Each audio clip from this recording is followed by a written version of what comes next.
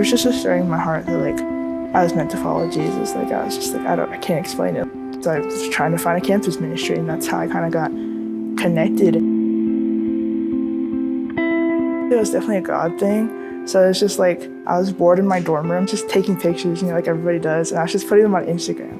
And it was from that Rachel and InterVarsity had found me from this one post. And so then I showed up with 3 boxes of crumble cookie, and I was like, I hope this impresses them. The very first conversation I had with Rachel, I just expressed to her what it was like living as the only Christian in my family. I was telling her how like there's just so much hurt in being Native American and being Christian. And I was like, that's why my family doesn't follow Jesus. Like, nobody sees it as a good thing.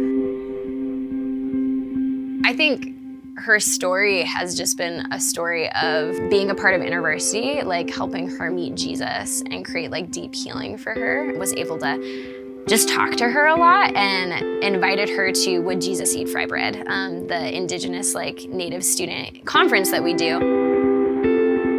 And so I think going to WJEF, like all these Native students and all these people wanting to help reach other Native American students is like eye-opening to me, because I'm like, it's not just me anymore.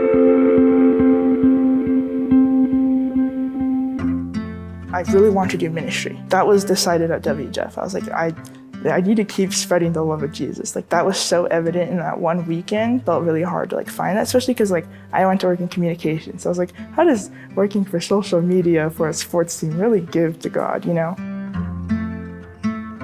so I was just hanging around here one day, and I was just having like my Jesus time by myself. One of the football players who came up to me and was like, hey, like, can I join you? So I was like, yeah, sure, why not?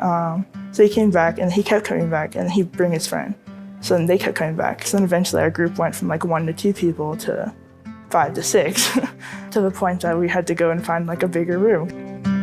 Was like, so I think I started an athletes Bible study because I went to WJEF, but I didn't feel like the Lord was inviting me to start a Native group. Like I actually felt like the biggest connection corner I had on campus was with all these football players. So I just started meeting with them, and like between like 5 to 12 people are coming every week. Like, what am I supposed to do? We were all like, how can we help you?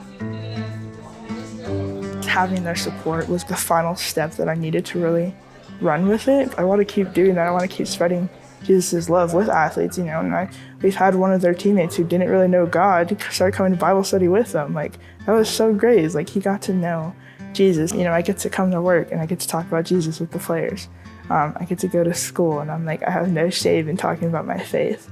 And I think I was sitting in that for so long, having shame and doubts. And it's like, instead of worrying about what would happen if something bad happens, like, what would happen if Jesus was there? Like, instead of walking without him, like, what is it like with him? And I think that's why, like, I praise God so much, because, like, I went 18 years without him. Like, I don't want to go another second without him.